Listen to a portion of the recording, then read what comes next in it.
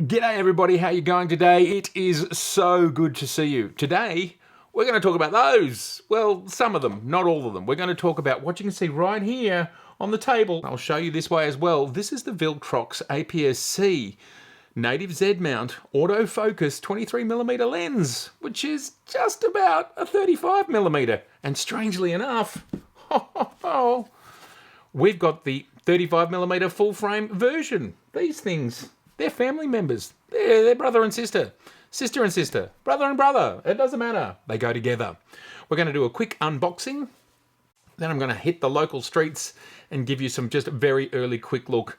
And then I will do a full video on both of these shortly. So let's have a very quick look at these two lenses together, mounted on the appropriate camera for them. Although, is there such a thing as appropriate? Because of course, we can put this full frame lens on the Z50 or the ZFC. And of course, we can put the 23mm APS-C lens on a Z6 or a Z7.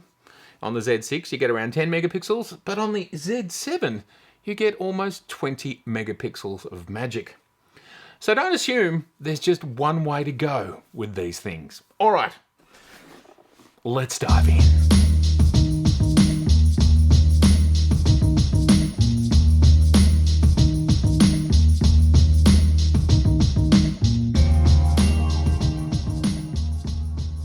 Okay, which one should we open first? Let's go with this one.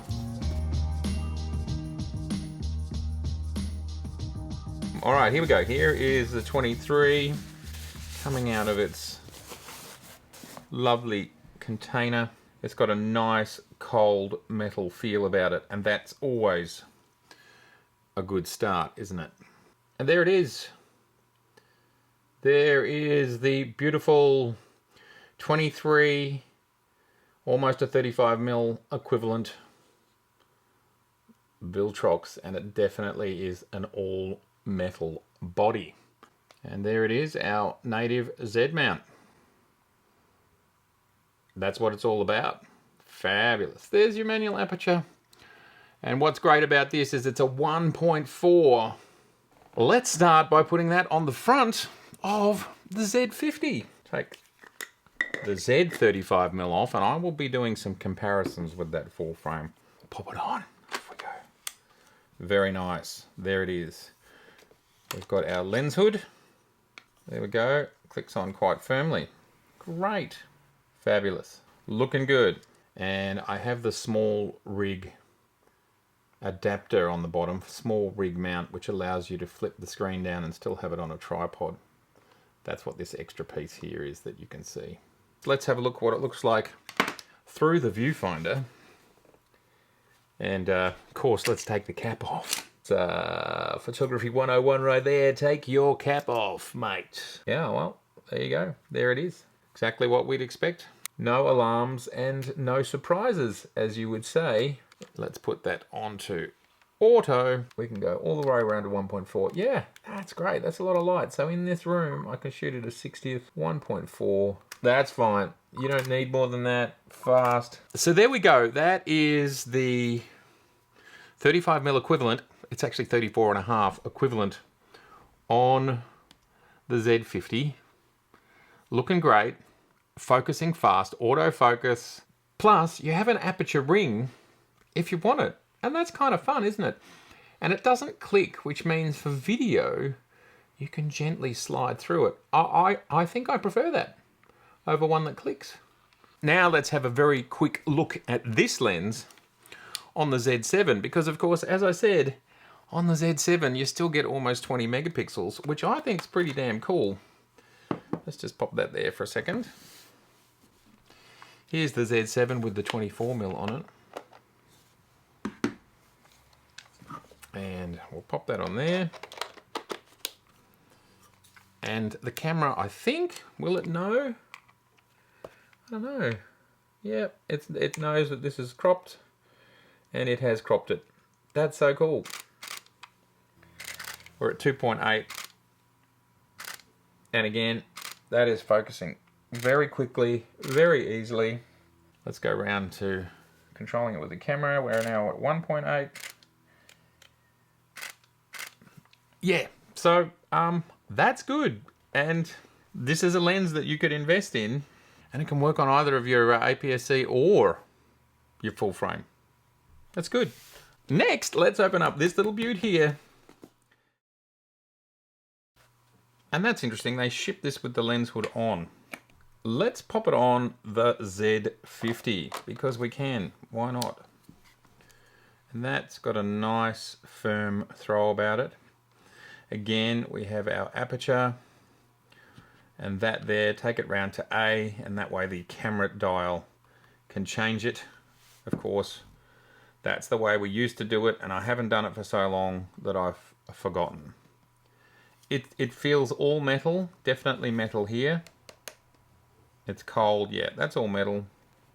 Even that's metal. So it's a strong construction. Again, I think weather sealing is something that Viltrox don't do, but of course, as I talked about in the previous video, there does need to be some trade-offs, doesn't there, when you're paying so much less for a lens. Let's have a quick look at how it performs. Now, a 35mm, that becomes around a 52.5, I think it is, but that is focusing super fast, and I am very happy. We're on a 60th of a second here. So there you go. All right, don't need to do any more shooting of my table to show me that this works. We'll pop it very quickly on the Z7. Here's the Z7. All right, and then we have the full frame 35mm goodness. Absolutely is goodness. And strangely, it has the same field of view, not strangely, as that APS-C, because of course the APS-C 23 is a 34.5, and this one is a 35. So they are going to look very similar in the Z7, except with this one, you get your full 45 megapixels. With the other one, you only get 19.4, I think it is, or 19.6, somewhere around there. Anyway, fun stuff, and for someone who's trying to put together a kit of primes cheaply, perhaps this is a way that you could go. It all depends on personal preference around a whole lot of things. All right, let's have a look at some of the stills that I've taken very quickly, as this is not a full review, this is just a first look.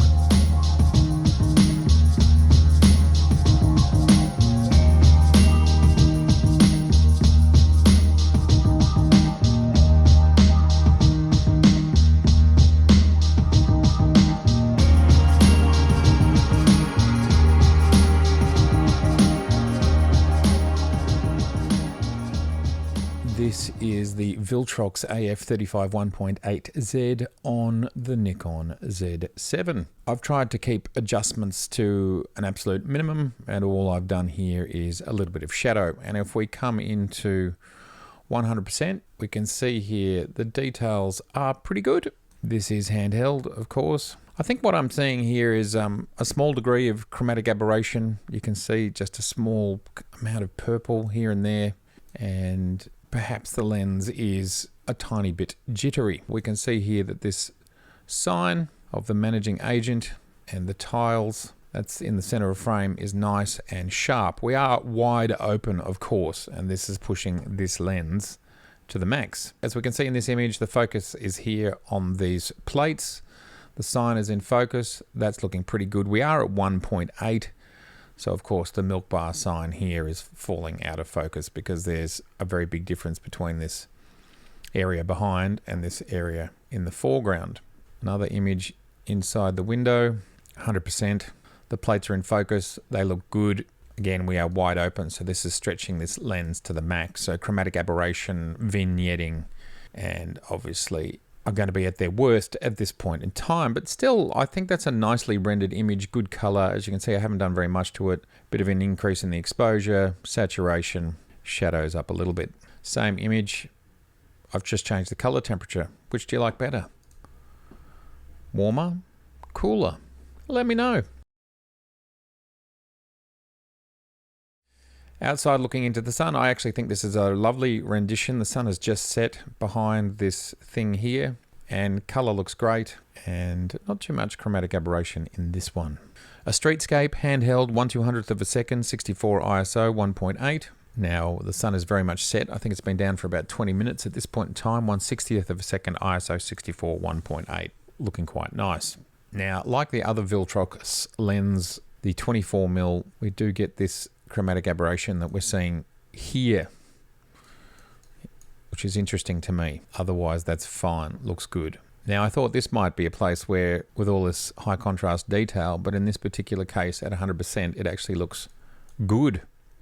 High tension power lines, pretty good. And looking at the bokeh over a freeway, I like the way these images look. Minimal adjustment done here. Shadows up a little bit, saturation up a little bit. As you know, I shoot with a flat profile, both in video and in stills. Capture One is adding their own Z7 profile.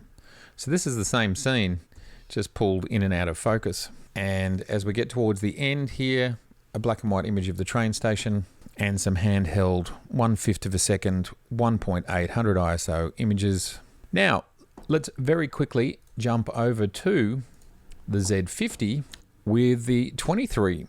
So we'll have a very quick look here. We can see that this is the Z50 with the Viltrox AF autofocus 23 1.4.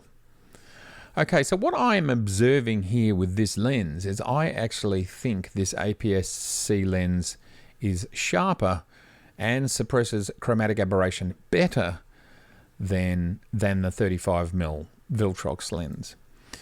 So I find that quite interesting, but I think there's a big difference between how these tiles are being rendered. It all appears to be sharper to me and just far less jittery. What is the difference? I'd love to know why there's such a big difference between these two lenses. They both are roughly 35mm. Well, one's 35mm, the other is 34.5mm equivalent. One's on a 20 megapixel sensor, one's on a 45 megapixel sensor. And is it the fact that full frame, you just have to make a larger piece of glass, which is more difficult to do? And with the APS-C, they can just use the center part, which works better. I think there's a whole lot of those sorts of things going on. Could it be that there are version differences between these lenses, just how they come out of the factory? But I believe with the two copies that I have, most definitely this APS-C 23mm, 35mm equivalent, roughly, is a very good looking lens. This stuff looks great. If we look at my adjustments, almost nothing going on over here. That looks great on the Z50. And of course, this will look spectacular on your ZFC as well. Much better suppression of chromatic aberration and sharper, I think. Now, of course, this lens is not wide open at 1.8, but it's very close to it. Could that alone be making the difference? This was not a full test video. This was just a first look and having a little bit of a play, but I'm impressed by what I am seeing here. That is looking good, and it's looking very good on the Z50. Again, we'll go into those plates at 100%, keeping in mind there is no IBIS on this camera, but look how sharp this looks here and this looks here. I do believe it is outgunning the other lens, and the only difference is resolution. I think this is a gorgeous rendition. I mean, look at this little pepper grinder and salt grinder and sugar bowl sitting here at the cafe. I've done 0 to this file. We could add a little bit of saturation. Again, I just think this is a great result for a third-party lens at its price point. For a Z50, we don't have these large aperture primes, so it's a really good option. This is a good-looking lens. And again, here's the rugby one again. Let's see what happens here. So it does have that same issue on the pole, but it's not as pronounced, I don't think, or is that resolution-based? That might be resolution-based, but I still think this is doing a better job. And that looks really nice and sharp. Here's the freeway, and I'm so sorry I forgot to check out the bokeh balls next time in the full review, but still love the way the freeway is looking.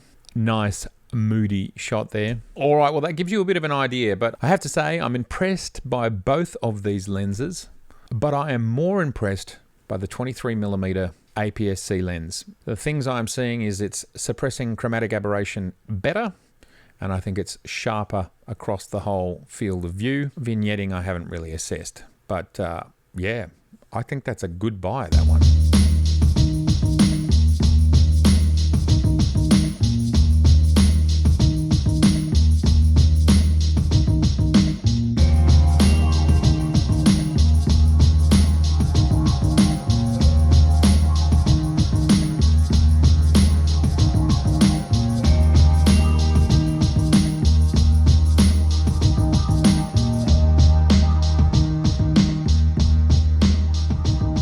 Well, there they are. I think these Viltrox, these two Viltrox lenses are off to a good start. I look forward in the coming weeks to being able to do a larger scale, more normal version review. A week ago, we were told we have another 3 weeks in lockdown. And then at the end of that 3 weeks, we will still be in lockdown. It'll just be slightly eased restrictions. And they are enough. If they follow through, the government, with what they've said, I'll be able to hit the streets the way I want to hit the streets. All right, everybody, please let me know. What do you think of these Viltroxes? Are you excited about any of them now that we've got a whole bunch of Viltrox autofocus Z native lenses coming out for the Z mount? There's, I think, a 6, is it? 6 in total now, something like that, 6 or 7. I think that's great. Some of them for the APS-C and some of them for the full frame. Are you going to get yourself some? What do you think about it? So good to see you. If this is your first time here, I would love to see you again. So please do subscribe, please share, and please like. Don't forget, you can get yourself a tee or a cap. Links below. Jump on the website. It's all good stuff. I'll see you very soon. Okay, bye. Take it easy. Bye, bye, bye. Gotta go shoot. Yeah. Lockdown frenzy.